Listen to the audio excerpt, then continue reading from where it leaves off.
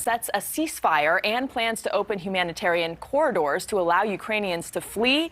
But those corridors only lead to Russia and Belarus, and now Ukraine is rejecting them. We want to get out now to Robert Sherman on the ground in Lviv, Ukraine, with the very latest. And Robert, Ukrainians are not accepting this option to go to Russia or its ally Belarus. No, they are not. And what we have seen is this incessant demand for people to try and get out of the country any way possible. Where we are is a train station in Lviv. Thousands of people are here to try and get out of the country. I'm going to step out of the way so you could see all the way down there. That's towards the front of the train station. Those people all the way down there have waited 8, 9, 10 hours in order to get to that point. But then you can just see how busy it is. Just kind of walk with me this way. All the way down here, these are the people who are just getting into line right now. They just arrived. They've got a long wait ahead of them. Thousands of people trying to get out of the country to flee this war-torn nation.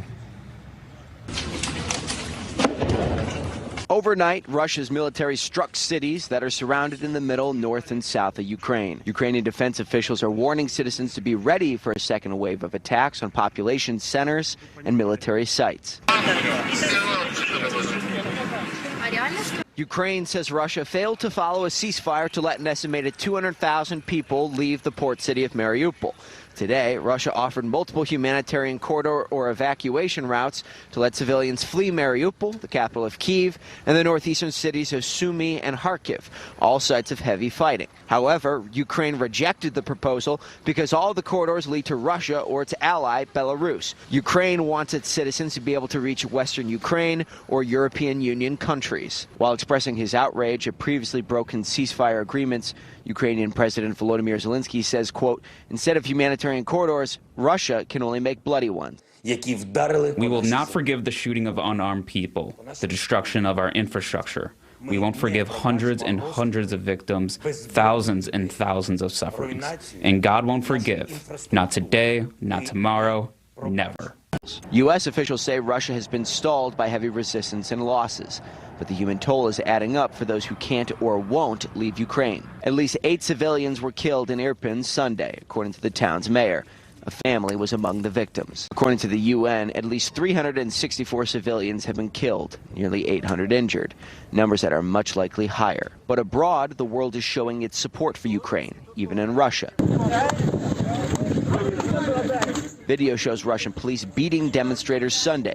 An independent monitoring group said more than 4,600 protesters were arrested at anti-war demonstrations in several Russian cities.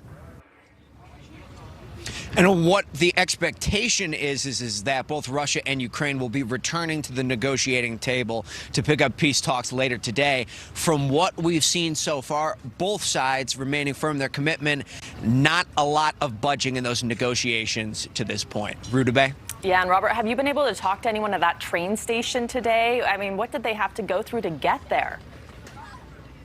It's interesting, Rudabeh, is that people here that we've spoken with are coming from all over the country, and they're coming far and wide in order to get to this train station. But when they get here, waiting in line 8, 9, 10 hours, and you could see the flurries of snow that are coming down here. It is below freezing where we are in Ukraine. That just goes to show what people have to go through in order to get out of the country.